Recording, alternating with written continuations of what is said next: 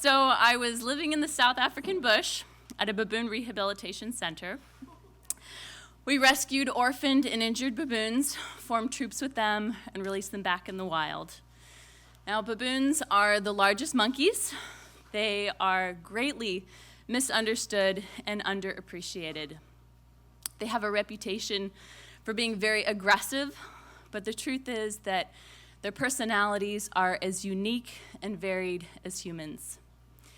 It's true, some can be assholes, but most aren't. They can be creative and humorous and tender-hearted, the whole spectrum. So the story I want to share is that of my baboon son, Gabriel. Now, Gabriel was found just weeks old, clinging to the body of his dead mother who had been shot.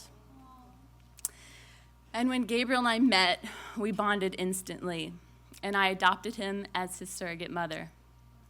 So this meant that I carried him around with me all day.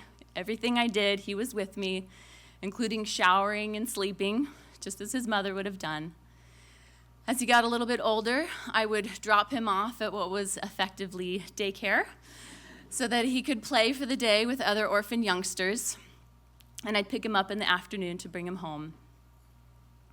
When he reached weaning age, for our purposes, this meant that at the end of the day, instead of coming home with me, we would put him in a cage inside with fluffy blankets and toys and a couple of his friends. And eventually, the whole troop would sleep outside in an enclosure as part of the process towards release. Now, Gabriel was my golden child. He was the most beautiful, intelligent, and compassionate baboon I've ever met. He demonstrated behaviors that even Rita, our director who had worked with baboons for 30 years, had never seen. I realize that I'm biased, but when he was young, I had to take him to the vet for some minor procedure. And when the vet came in the room and he saw him, he called out to the nurse, "Nurse, nurse, you have to come in here. You have to see how beautiful this baboon is." He was verifiably exceptional, and I loved him as completely and fully as I could love any being. So Gabriel had reached weaning age, and like all children, baboons hate weaning. It's pretty typical that the first few nights in the cage, they cry all night until they finally fall asleep from sheer exhaustion. And Gabriel's experience was no different. We were a few days into this process when, on the third afternoon, a volunteer came to find me with words that terrified me. "Something's wrong with Gabriel. You have to come."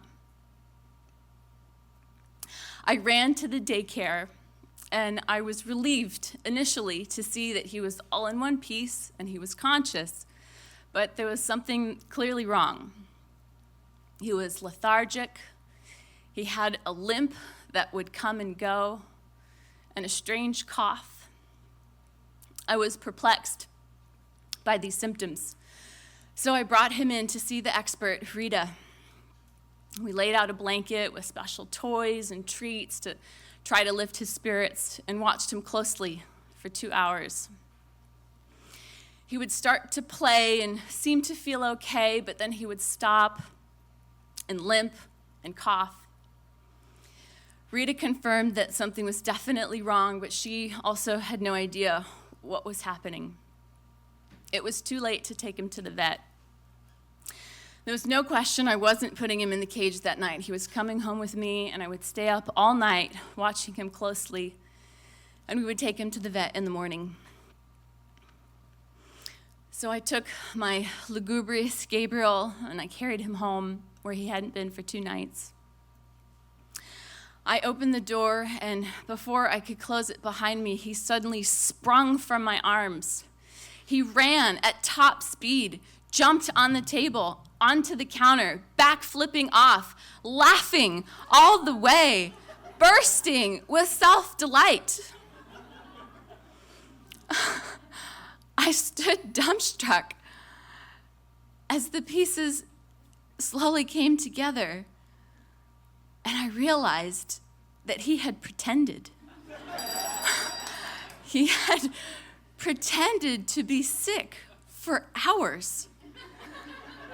That's why his symptoms made no sense. I walked up to him in a daze, and he sheepishly climbed up into my arms, awaiting his judgment. I was so impressed that he had earned his last night in bed with me. And I realized that no matter where we are or what they look like, children are alike.